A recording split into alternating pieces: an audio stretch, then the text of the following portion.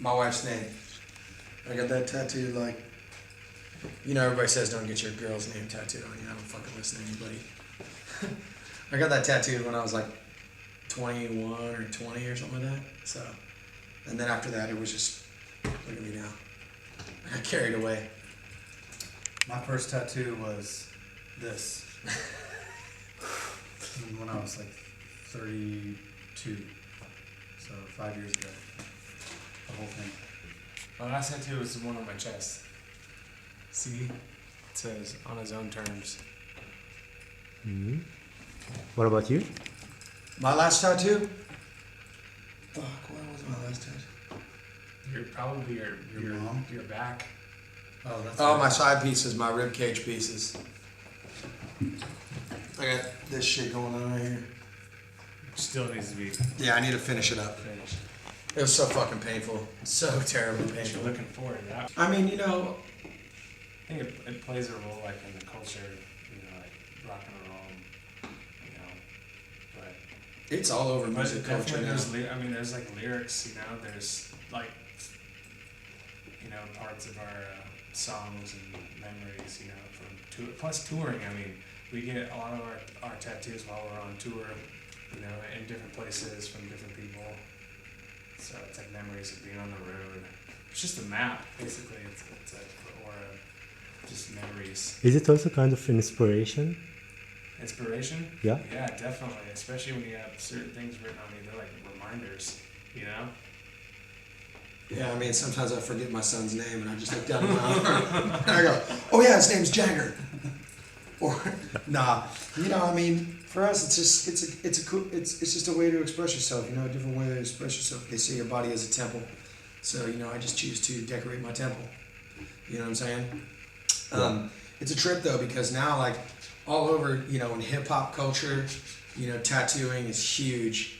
You know, it's like you see dudes like one day and then like 2 weeks later, they're like tatted up to their, you know, their face is tatted, their neck is tatted, their arms are all tatted, you know, like some little cat, Lil Wayne, he's gotten crazy ill tattoos, you know, Wiz Khalifa, he's tatted out, you know, 50 Cent, he was all tatted out and they got all his tattoos removed, which I'm like, that is fucking insane. But yeah, so it's bled its way through all types of different music culture, you know, so it's cool to see like, you know, other cats out there getting heavily tatted. What about your fans that just get tattoos your names or with your band logo or something like that? How do you find it? It's a trip, man. We go out on tour and we'll see people like, we'll sign their back and then they'll come back next time and they got like our signatures tatted on them. There's fools with like our faces tattooed on them, like for real. And there's like some really good ones. And then there are some really bad ones. Like I've seen some real bad ones, but there's some great ones as well, you know? Yeah, I don't recommend just like, and I'm speaking from personal experience, when you have like a random urge to go get a tattoo anywhere, like you think it's a good idea, like yeah, let's go, let's do that right now, we'll do it together. No, don't do that. Do your research and make sure like you're going to someone who's reputable and does great work and look at their work before you do it, because they'll give just about anyone a fucking tattoo these days. I totally encourage Papa Roach fans to go get our faces tattooed on them. Yes, that's fucking cool. Yeah, what if you write a shitty record and you hate the band and then you just look at me and you're just like, fucking Jacoby, I hate you. You know? Exactly. Your tattoos, should it have a meaning or could be just a decoration? Most all my tattoos have meaning behind it, you know?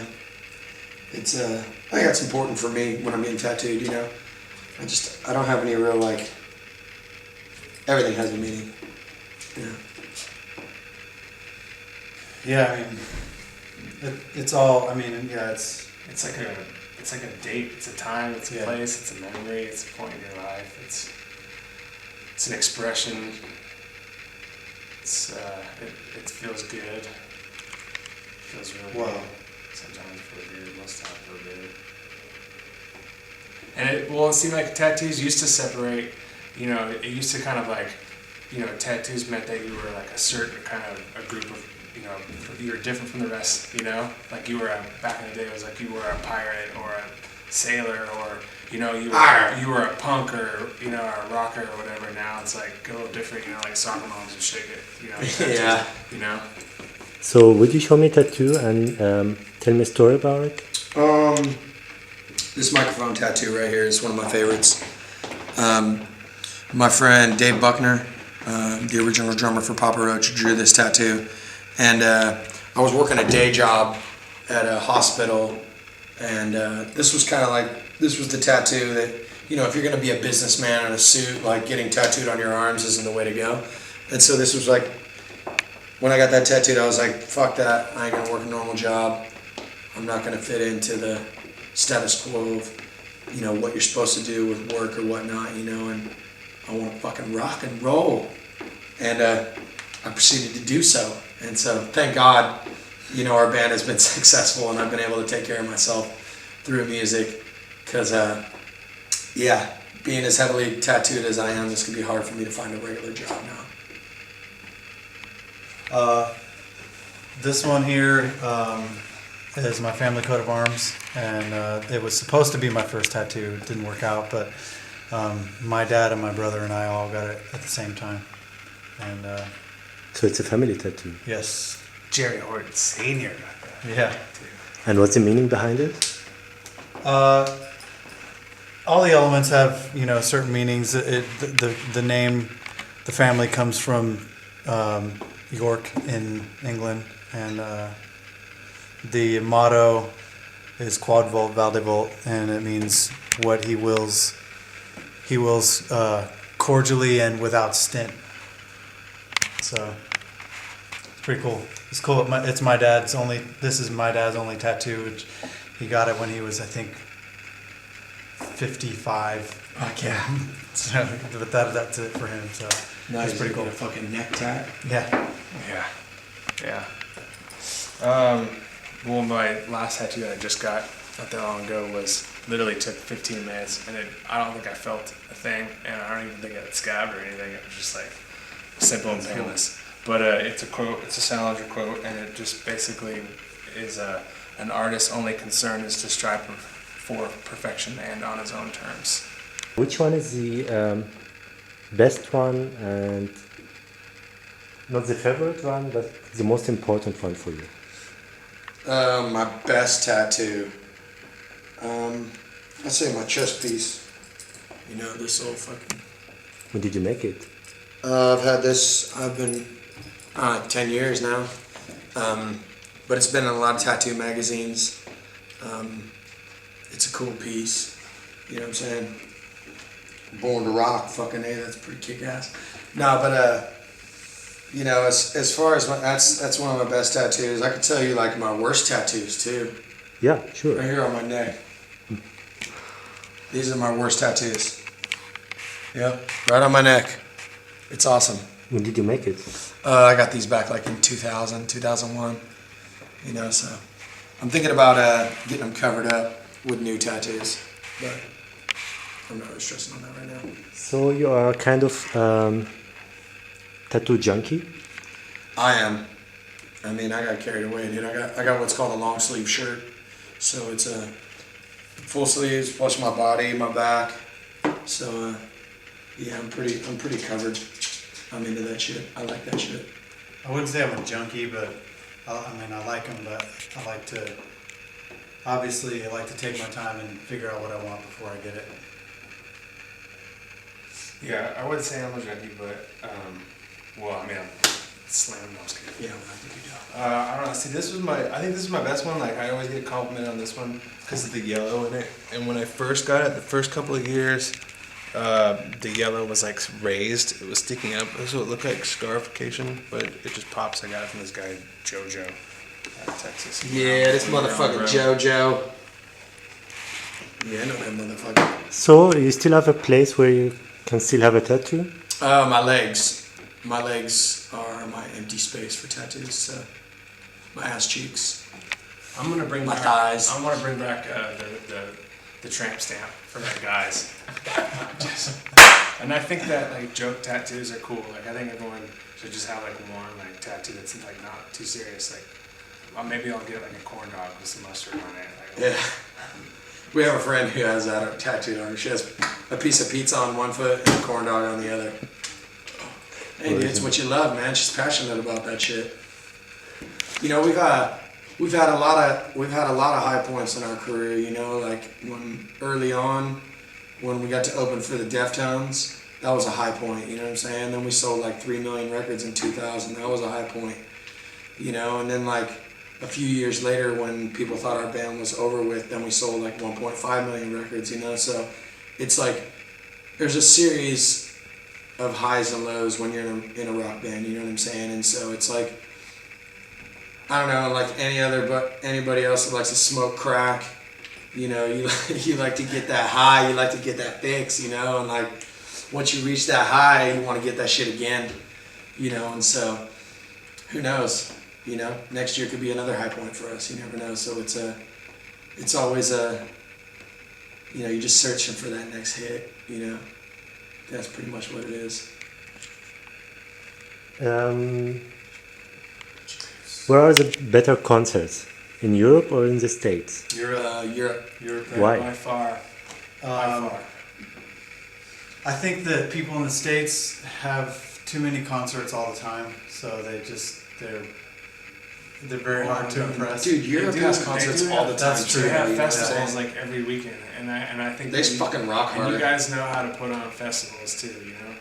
And like people will camp out and like they just go all out. They just go crazy, you know. They just like leave everything behind and they'll just show up with like shorts and shoes and like that's all. And a case of beer, a case of warm beer, and Yeah. they're fucking ready to go. And just ready just to get into anything, you know. In the States, it's a little bit more corporate and it's more about like getting your nachos and your, you know. I mean, they still have nachos, and it's still corporate over here, but it still fucking rocks. It's just, true. it's just that's, you know. And there's no like they always have like the European festivals are always general admission. It's like open space for people to like, you know, dance and jump up and down or, you know, mosh, stage dive, do whatever it is that they do. You know, sometimes it's not like that all the time. Yeah. America just doesn't have it figured out when it comes to rock. Yeah. So when we talk about a country in specific, which country would choose as kind of capital for festivals? Well, you know, I mean, the UK has great festivals. Germany has great festivals. Poland, we did a Woodstock in Poland, and we played in front of literally like almost 400,000 people. It was fucking insane, you know. And so it's you know, Europe in general, man, it's great Yeah, festivals. I'm a big fan of like Rock and Ring, Rock and Park, you know, just because they always have an eclectic bill, and there's even like some oddball places like Belgium and they'll get really eclectic with their festivals. So it's like you can see like a reggae band, you know, a punk band, a hip hop band, some, you know, electronic, you know, and then, you know, Papa Roach. And How is it you guys are kind of living together almost? Is it kind of annoying? It used to be annoying. you get But- used to it. Yeah, I mean, you know, we're now at the point where we can give each other space. You know, we know when somebody needs to be left alone. So Yeah, it's good, man. I like it. I enjoy it. You know what I'm saying? I mean, it's like there's moments where I'm like, fuck that guy. It's fucking pissing me off. You know, it's like this is how I treat it. You know, like dogs when they fight, and then like 2 minutes later they're fucking licking each other's assholes. We're like dogs. You know what I'm saying? Yeah. without the assholes part. Jerry, don't Jerry lie. doesn't like You fucking lick my asshole, dude. So you got like more than 3 million fans on Facebook. How important is it for you with this kind of networking? Oh, social networking, social marketing, social media is fucking awesome. It's great. It's It how really it's is. how you reach people. It's how people find out about things now. So, you know, we concentrate on it, and you know, we keep all of our fans involved and informed. You know. Yeah, it's pretty cool, man. It's a great way to stay connected. You know, when you're not at a live show, it's just a great way to stay connected. How did you come to this name, Papa Roach? Papa Roach was this little guy. I was on a drug trip. He came to me. He said, "Your name is your band is Papa Roach." And that's okay.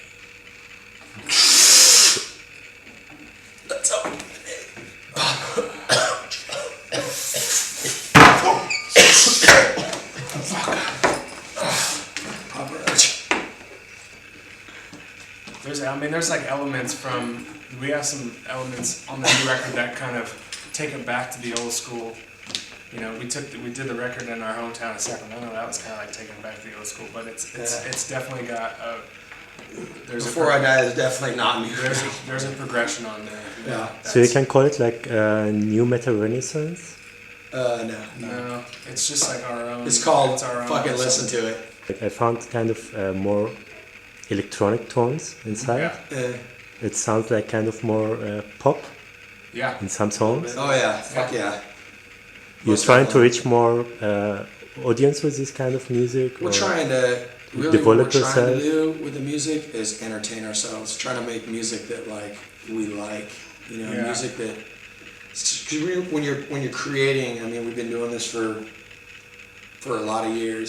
It's like when you're creating music, you want to make music that, for us, we want to progress always, try new things, you know, different melody, different style, different energy, different vibe. And fuck yeah, dude, if our music reaches more people, fucking kick ass, you know? I think it's great. That'd be great. So guys, we are in the end of the interview. Would you like to tell something to your German fans, like a message or... This is what I want to say. America. Fuck yeah. Nah, man, we love you guys, man. We fucking, there's a reason we keep coming back, you know what I'm saying? Like, And we'll be back this year, later this year. yeah. And, Okay. one more thing. Yeah, Germany is the best, but fucking America, fuck yeah. Bye-bye.